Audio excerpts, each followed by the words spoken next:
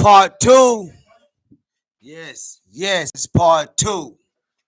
This is dealing with the youth and leaving the United States of America. My brother had been on before, but I wanted him to introduce himself. He gonna give you a little bit about the transition from his original name to who we are today. The name's Mab Levy Yohaness. Simple breakdown is just Mab Levy means do not deceive. Yohannes is God's gift. Now, y'all heard him. Now, if you do your research and you can say whatever you choose to say, this brother's his name and who he is coming from a historical thing, and I want y'all to understand that. That means this brother's in tune with himself. Go ahead, my sister. Explain who he is. All right. My name is Deity Yohannes.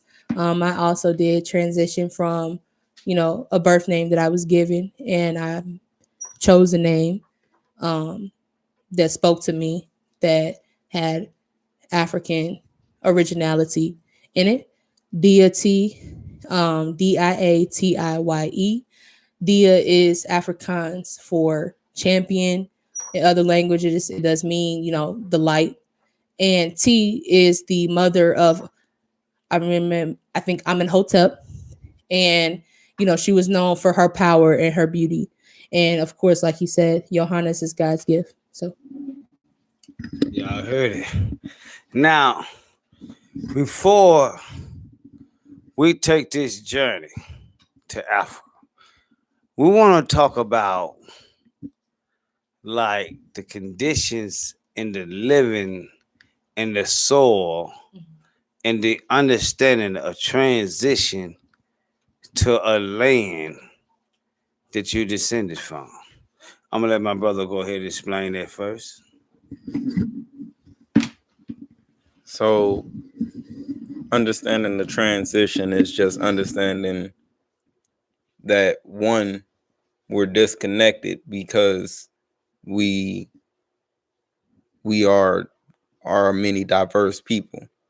So we have different cultures, and that's one thing that going to Africa from anywhere, not just America, but Australia, from England, that's a culture shock. Right. So now you got to adjust to that culture and their upbringings. Right. So yeah, it's basically question. Oh. No, go ahead. This lady in the audience have a question. Go ahead, my brother. You holding the mic. No, I'm Go ahead, my brother. Go ahead, my sister. Ask your No, question. I'm asking. I'm on my mind. Hold on. Ask your question. You're choosing to go back to Africa now. Why?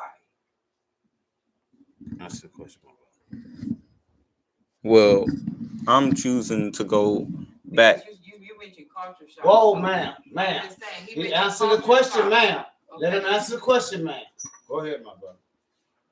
I'm going back to Africa for political interest and also because of wanting to reestablish that connection to my roots. Okay. Did that answer your question, man? Yes, sir. Go ahead. Go ahead, my brother in the back. What is something you look forward to seeing when you touch down based on ground in Africa? What's something you look forward to see? What's something you plan to do? Repeat the question so people can hear you. Okay. Well, I heard him. He said, Repeat "What are some things that I plan on seeing or look forward to seeing when I touch down?" Some things that I look forward to seeing is some of the elders, because I want to go straight directly to, the person with the most wisdom about whatever that land is, and basically get a what would be an introduction to that land or a blessing. Okay. Sister, you want to answer the question? Go ahead. I would say, well, to answer both the questions as to why I choose now and what I look forward to, um, or what I expect to see when I get there. The reason why I would say now is the time for myself is because um living in America my whole life, even though I was born and raised here, I feel a disconnect with this institution that I live in because I realized as a young child that it was made against me. So I started looking into where did I come from? Where did they take us from? They tell us they take us from Africa, but they don't never really get in depth about what we did before they took us. They make it seem like we was just, I'll say it, excuse my French, but assed out. Like we was just nothing, you know. But when I got older and realized that was far from the truth, that's when that urge to really touch that connection and feel it physically came about, when I realized that I have a genetic and spiritual connection to this place. And what I look forward to seeing when I go there, I'm that type of person. I like places like farmers markets. I like seeing people I like seeing people buy from me. I like seeing people communicate and buy from each other. I like seeing, I like being outside and I like being in that marketplace. I don't know. I like that energy for some reason. And, I look forward to just seeing the people, learning the language, and figuring out, what's outside of the institution that I've been living in my whole life, or I've been taught, I'm getting a blueprint. Basically, when I go there, I'm getting a blueprint of how we supposed to map the future and how can we tie in original culture to the future culture, basically. Okay. And we got a lady in the audience want to ask a question. I just want them to tell the people how old they are.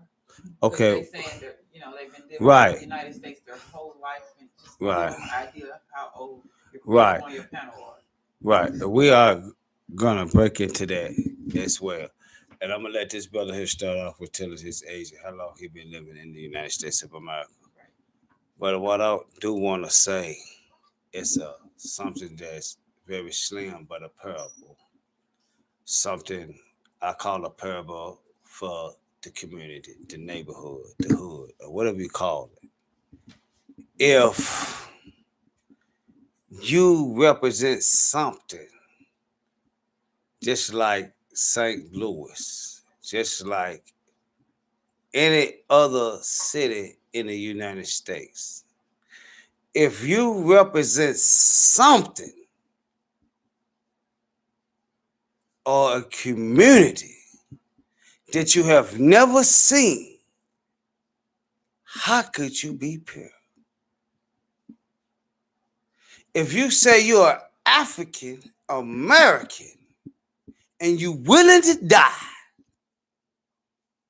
you're willing to protest, you're willing to pass bills, how could you say you're African American and you don't have the ambitions to go to the land? What man represent anything they have never seen, had never been? But you represent God that you have never seen. The reason why, because it lives within you. But if you're African American and you had never been to Africa, why would you represent African American? Why would you? Why would you not just represent American? You seen America. You live in America. You were birthed in America. You speak the language of America. But why would you represent African American and you never been to Africa? I want y'all to think about that. But we're gonna go on. I want my brother to tell us know How long your you been- age and how long you been in America. I was born in America and my age is 23. I'll be 24. I'll be 24 May 31st. Already. Go ahead, my sister. Yeah, I was born in America as well. I was born June 13th. I'll be 21 on the 13th of June. So, yeah. So we have young people going to Africa. We got young people going to Africa, and they're gonna tell you the reason why they're going to Africa. But I want to say this here. I want to say this here. Thank you, ma'am. But I want to say this here. It's so important because 98.9% or more of the people represent African American is because it has been given to you. Represents something that sits inside you. How many people represent what's in them besides what's given?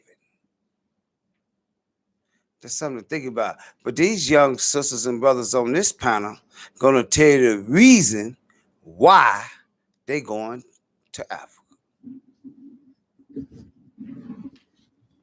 Well, yeah, like I stated before, the reason why we going to Africa is to reconnect. We understand what a very few select of the I would say elder group outside of Africa understand is that there is a scramble for Africa currently going on, which is basically a fight for Africans' resources. And these other countries are fighting to take the African resources out of the country of Africa or out of the continent of Africa and into their countries, while we are fighting for the resources to stay within Africa and be redisputed or redispersed to Africans outside of the continent who need it, creating an essential system or chain of command that extends outside of the continent. Exactly. I agree. I agree with that. So it's why are you traveling to Africa? If you maybe at. Well, to answer the question and to sort of address, what you had said, I would say that, within the term African American, where I see the problem lies is that, you know, Africa being, a continent, and then America is also, you could say North America, South America, but usually when African American says African American, they're talking about the institution that is the United States of America, and that does not exist on the same plane that Africa, the continent, exists. One is an idea, and the other one is tangible. So, right, one is a business, and the other one is land. So when I, say that, when in the term African American, even when, I was 16 years old, just first looking into information, I was like, the African is first in there for a reason, I feel like, because you have your Chinese Americans, you have your Spanish, Latino, and they all have a pride and sense of a home outside of where they reside, as outside of the institution. They have a tangible home. And our home, for the American Negro is an institution that was set up against us from day one. And the reason why I am repatriating is because I do not want to continue to fuel that system. I do not want to be a coal in the furnace that keeps it burning.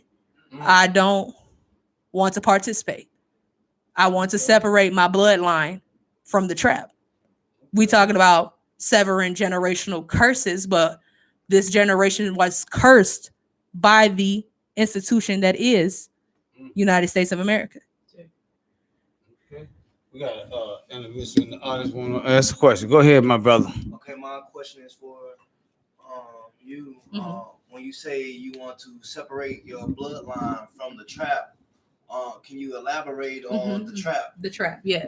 Go ahead. So the trap is, you know, because it's funny because we were talking, me, Levy, and your friend Black Paul, we were talking about a scripture in the Bible that talks about the black woman draped by the sun, which is basically covered by the king, which is the black man, facing a seven-headed dragon. And the dragon is the trap. The dragon is the trap. And the reason why I bring up the dragon and the seven heads is because there is not just one way that the United States likes to trap its citizens. It likes to, distill, or it likes to disturb your peace in your health. It likes to, mess with your health.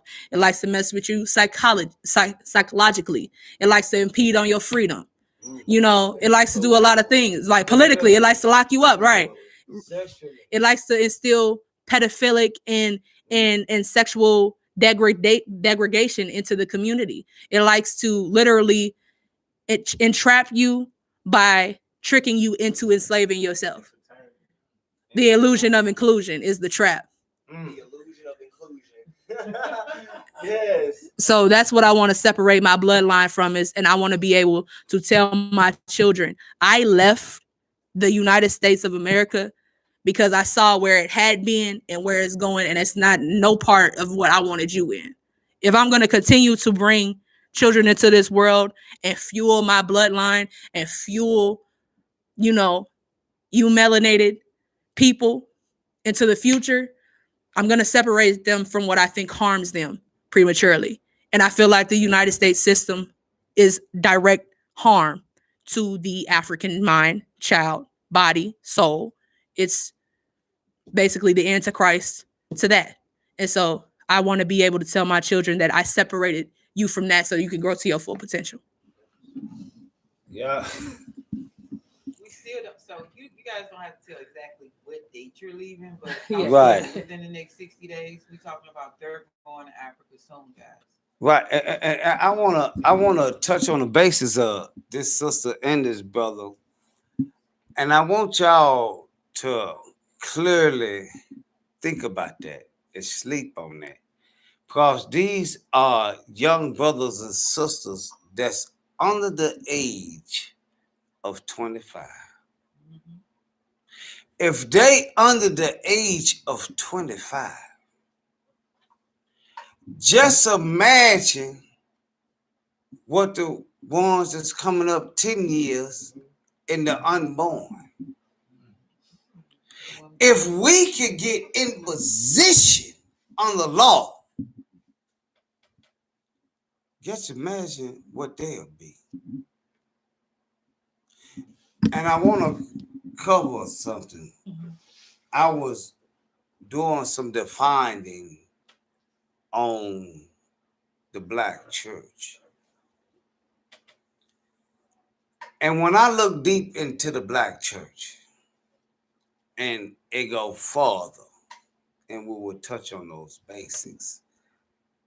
But the sister and the brother said they ready to sail away.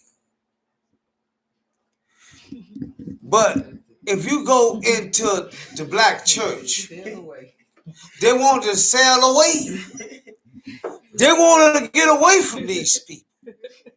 Take me with you. But guess what? Away, not selling. No, they are selling away. When you selling away, you selling away in a different spiritual enlightenment. When you're traveling, you traveling in a fleshly experience. Okay. But when you are selling, that's something separate. That's not that's ungrouped. That's personal and defining truth and connection with something that's greater to you and I. But what I want to say is to hurry up, push this over the law. These young brothers and sisters are ready to sail away. And if you look into history about the black loyaltiness, and you look into David George, all these people, you know what I'm saying, in the 1700s, dealing with the United States when they fled to Canada. They left Canada by ship. 15 ships went to Africa because of the same reason these young brothers and sisters ready to lead the United States of America right here today in 2021. Let's not act like this is a strange or this is a coincidence. This is a heritage connection. This is something that's going on amongst people that look like you and I. And I want to say something real quick, and I'm going to end this real quick. I want us all, I want the viewers, the listeners, anybody got anything to say. I want you to understand who you are, for number one. You can throw the Bible wherever you want to throw it to.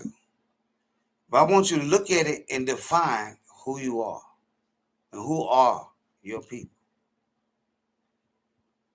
Because when we look in the East in Asia, then we look over here in Africa and all these. See, somebody went into Africa and named it Africa. So if we want to stand pureful and stand 100, we don't need to even represent the name Africa. Because it wasn't you or I that looked like you and I named Africa. Africa.